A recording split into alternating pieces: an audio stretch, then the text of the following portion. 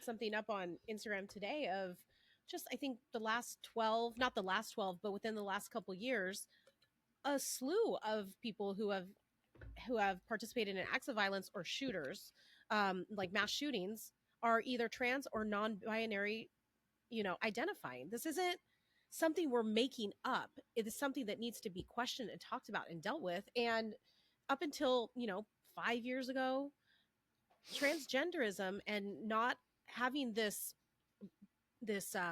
dysmorphia about who you are and your identity, your gender, how you were born, this was considered mental illness. It always has been. It's only been within the last couple of years where we're now trying to deal with it completely different, not get to the root of the problem, but just like placate everybody. Well, just affirm it. Yeah, everything's fine. You're fine. And that means you can't question it. You can't challenge it, and that you just have to affirm it. And so you can't even acknowledge, like, obviously, not every trans person is going to go shoot up a school. That is obvious.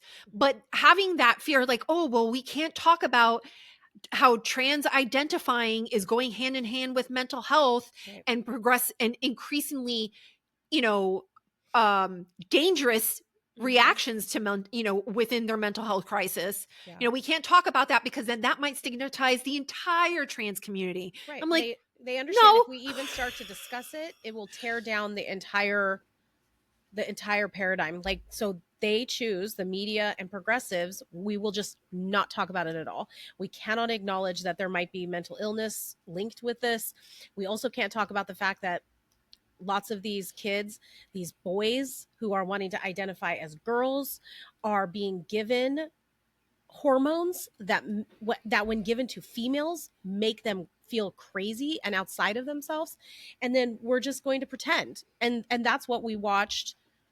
I don't know if you have clips about this, but this is what I'm watching these newscasters try and like skirt around when they're talking. Oh yeah, about this. I have plenty of clips. Insane.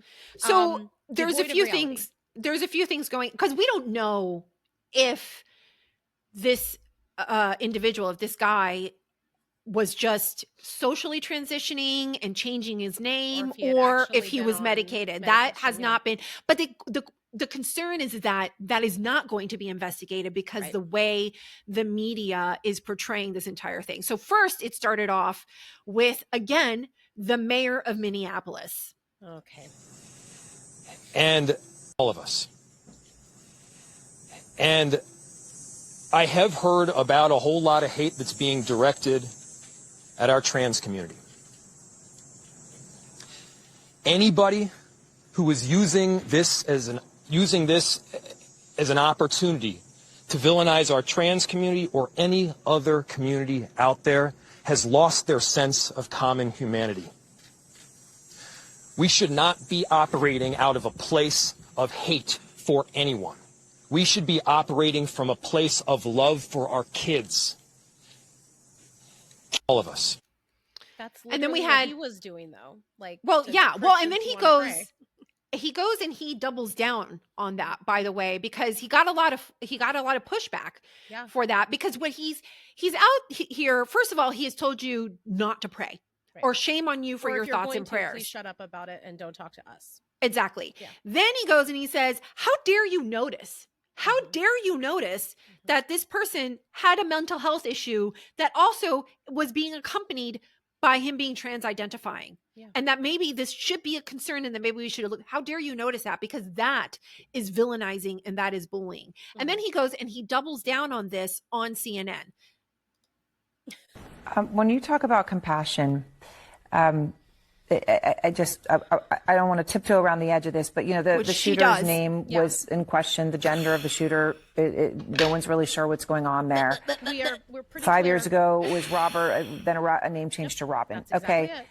This is being seen. I mean, are you kidding me? Did you hear see yourself? She's looked like tiptoe through the tulips. Okay, yeah. She was doing the most possible to not make it obvious that this person was trans identifying. And he can't even look in the camera. He can't even be bothered to like. He is so weird and squirrely and performative. I can't. Well, I think he sees this as an opportunity. He's on the world stage right now. So he has to say all the right things, prove to the Democrat Party that he is, towing the line when it comes to the talking points that they've been pre-programmed with. That's what it seems like. Yeah. Well, wait until you hear what he has to say. Seized in all corners, as you can imagine, in all sorts of ways. And you know that, Mayor. And perhaps that's why when you spoke about this so profoundly and powerfully as you are even here now, but when you spoke about this today publicly, you voiced concern for the transgender community, for the community overall. And obviously, you chose to do that in that moment because you thought it was important. And I wanted to give you a chance to say why you felt it was important to do that in that moment. She's giving him all the answers. Yep. Obviously, I've heard about the rhetoric and the narrative that is being pushed out, but here's the thing. Anybody that is going to use this as an opportunity to villainize our trans community or any community has lost touch with a common humanity. We got to be operating not out of hate for any group, I can't with this guy, but out of a love for our children. That's where the focus needs to be right now. A love for our kids, seeing these kids not just as somebody else's kids, this horrific thing happened, but what if it was our own? How would we feel then? So, look, we need to be standing up for every community out there, a Catholic community too, by the way. Obviously. Wow. Thanks for acknowledging that. Throwing them in. Well, let's just start with the fact that Erin Burnett has the most leading questions. She's like, I am going to tell you the question I'm going to ask. And in my question, I'm also going to tell you the answer to the question. But the fact is that this guy is saying, that the only acceptable way of expressing your love for these children is by not accepting reality, not acknowledging what actually happened, and just saying we need to take guns away, instead of being able to listen to people who say, I do love children. I love them deeply. And because I love them, I don't want this to happen again. And in order for it to not happen again, for us to get to a safer communities, we need to see exactly why this happened, what led up to it, what was contributing to this mental breakdown that this adult had, so it doesn't happen again.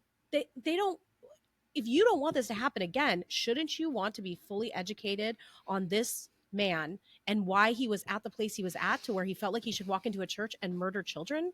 That's the real truth. But that's not what he's wanting. He's just wanting to say all the things and blame it on Republicans.